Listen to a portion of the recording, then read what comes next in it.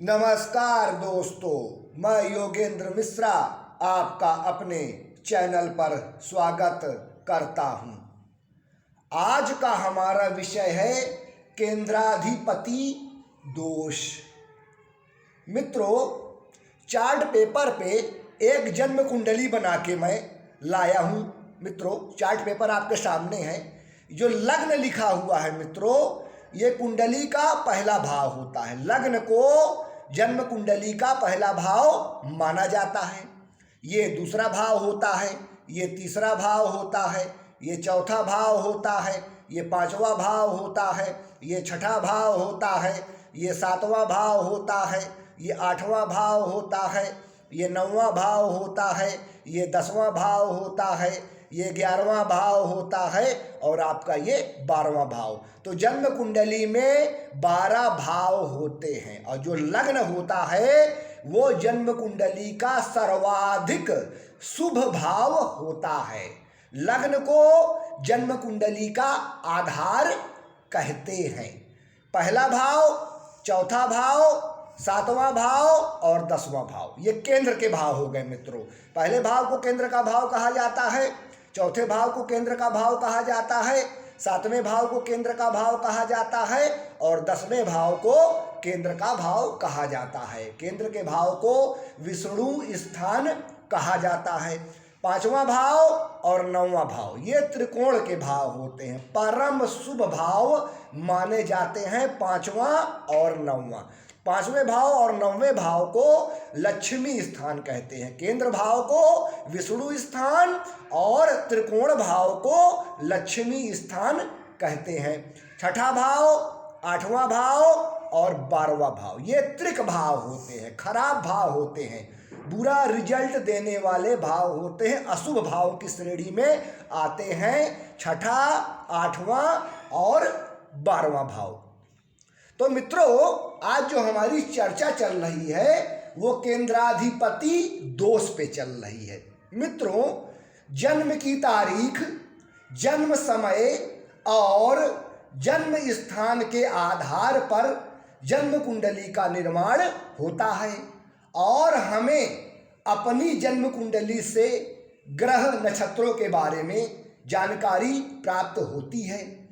जन्म कुंडली को देखकर हमें यह पता चलता है कि कुंडली में ग्रहों की क्या स्थिति है, जिससे कुंडली में मौजूद गुण दोषों के बारे में पता चलता है कि हमारा कौन सा ग्रह जो है हमको अच्छे रिजल्ट दे रहा है और कौन सा ग्रह हमको खराब रिजल्ट दे रहा है।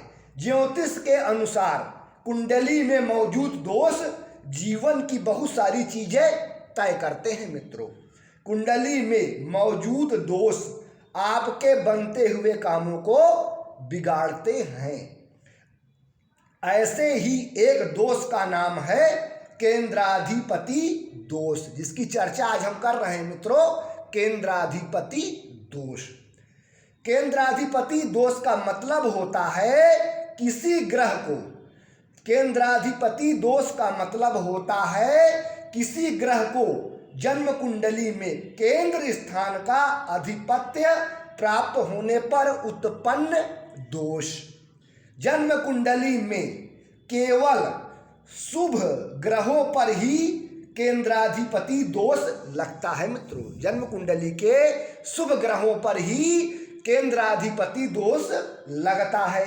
नियम यह है कि शुभ ग्रह अगर केंद्र स्थान के स्वामी हो तो वह शुभ फल प्रदान नहीं करते और अशुभ पापी क्रूर ग्रहों पर केंद्राधिपति दोष नहीं लगता। सिर्फ शुभ ग्रहों पे लगता है, पापी ग्रहों पे केंद्राधिपति दोष नहीं लगता। पापी क्रूर ग्रह केंद्र स्थान के अधिपति हो तो वे अपना स्वभाव तटस्थ कर लेते हैं। राहु, मंगल, शनि, सूर्य और केतु पर यह दोष नहीं लगता है। मित्रों, केंद्राधिपति दोष राहु, मंगल, शनि, सूर्य और केतु पर नहीं लगता। केवल शुभ ग्रह देवगुरु बृहस्पति, चंद्रमा, बुध और शुक्र को केंद्राधिपत्य दोष लगता है मित्रों शुभ ग्रहों की श्रेणी में है देवगुरु बृहस्पति, उनके बाद शुक्र, फिर बुध और चंद्रमा। तो इन ग्रहों को ही सिर्फ जो है केंद्राधिपति दोष लगता है मित्रों। देवगुरु बृहस्पति, शुक्र, बुध और चंद्रमा केंद्र स्थान के स्वामी हो। अब केंद्र स्थान कौन से हो गए मित्रों? पहला, चौथा, सातवां और 10वां, ये केंद्र भाव हो गए। पहले भाव को केंद्र स्थान कहते हैं, चौथे भाव को केंद्र स्थान कहते हैं, सातवें भाव को केंद्र स्थान कहते हैं और 10वें भाव को केंद्र स्थान कहते हैं। तो देवगुरु बृहस्पति, शुक्र, बुध और चंद्रमा केंद्र स्थान के स्वामी हो और ये ग्रह केंद्र में ही बैठ जाए, मतलब केंद्र स्थान के स्वामी हो और केंद्र स्थान में ही बैठ जाए तो केंद्राधिपति दोष का निर्माण हो जाता है। अगर मैं दूसरे शब्दों में कहूं तो कुंडली में केंद्राधिपति ग्रह, कुंडली में केंद्राधिपति ग्रह अगर केंद्र में ही बैठ जाए तो केंद्राधिपति दोष लग जाता है। उदाहरण के लिए मित्रों मैं आपके सामने एक चार्ट पेपर बना के लाया हूं कन्या लग्न की कुंडली का मित्रों।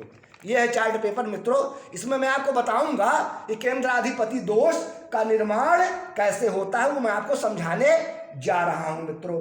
कन्या लग्न की कुंडली है मित्रों, आप देखिए आपके सामने लग्न लिखा हुआ है और 6 नंबर जो होता है वो कन्या लग्न को प्रेजेंट करता है। तो ये कन्या लग्न की कुंडली है जो 6 नंबर से जो है स्टार्ट होती है। तो कन्या लग्न की कुंडली में बुध देव जो हैं मित्रों वो लग्नेश हो गए, तो लग्नेश होने की वजह से सर्वाधिक शुभ हो गए।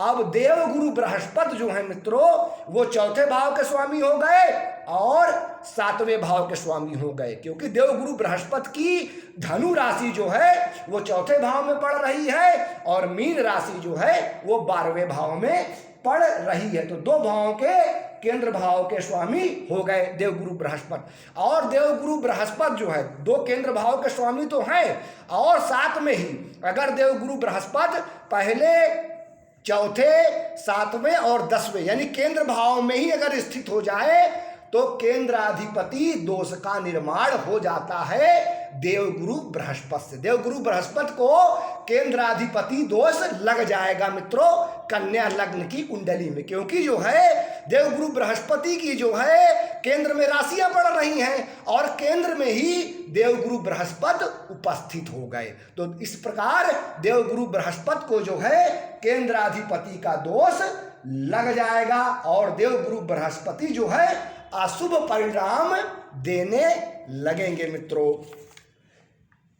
इस दोष में कुछ स्थितियां होती हैं मित्रों, कुछ जो है इसमें कंडीशन होती है जो मैं आपको बताने जा रहा हूं। जैसे कोई ग्रह केंद्र का भी स्वामी हो और त्रिकोण का भी स्वामी हो तो उसे केंद्राधिपति का दोष नहीं लगता है मित्रों। कोई ग्रह जो है मतलब जो शुभ ग्रह हैं हमारे वो जो है मित्रों केंद्र के भी स्वामी हो और त्रिकोण के भी स्वामी हो तो ये दोष जो है मित्रों नहीं लगता है केंद्राधिपति का दोष। केंद्राधिपति दोष में देवगुरु बृहस्पति और शुक्र सबसे ज्यादा खराब परिणाम देते हैं, क्योंकि देवगुरु बृहस्पति को और शुक्र को, देवगुरु बृहस्पति को और शुक्र को जो है सर्वाधिक शुभ ग्रहों की श्रेणी दी गई है। तो केंद्राधिपति दोष में देवगुरु बृहस्पति और शुक्र देव जो है सबसे खराब रिजल्ट देते हैं। बुध और चंद्रमा कम देते हैं, सबसे ज्यादा कौन देता है सुप्रभाव? देवगुरु बृहस्पति, उसके बाद शुक्र, उसके बाद बुध और फिर उसके बाद अंत में जो है चंद्रमा। तो ये जो है मित्रों जो है केंद्राधिपति दोष का ये प्रभाव होता है मित्रों। तो सबसे ज्यादा देवगुरु बृहस्पति और शुक्र जो है सबसे खराब रिजल्ट देते हैं, इसके बाद बुध और चंद्रमा। बुध शुभ ग्रह के साथ बैठा होता है तो शुभ हो जाता है, बुध जो है शुभ ग्रह के साथ बैठता है तो शुभ हो जाता है और पापी ग्रह के साथ आने पर पापी हो जाता है। इसी तरीके से चंद्रमा जो है शुक्ल पक्ष की एकादशी से चंद्रमा जो है शुक्ल पक्ष की एकादशी से कृष्ण पक्ष की पंचमी लगभग 10 दिन तक शुभ होता है। इसलिए केंद्राधिपति दोष में बुध और चंद्रमा को दोष कम लगता है गुरु और शुक्र की अपेक्षा। मित्रों, ऐसे ग्रह की दूसरी राशि जिस भाव में होती है उस भाव के अनुसार ग्रह जो है मित्रों फल देते हैं। केंद्राधिपति दोष होने पर व्यक्ति के जीवन में हर प्रकार की कठिनाइयों का सामना उसको करना पड़ता है। जब देवगुरु बृहस्पति, शुक्र, बुध और चंद्रमा केंद्र स्थान के स्वामी बन जाते हैं तो केंद्राधिपति का दोष लग जाता है। केंद्र भाव के स्वामी शुभ फलदायी होते हैं, लेकिन दोष उत्पन्न होने के कारण ये बुरे रिजल्ट जो है हमको देने लगते हैं। मित्रों, तो मित्रों ये जो है केंद्राधिपति दोष का प्रभाव होता है। तो मित्रों आज के लिए बस इतना ही। नमस्कार।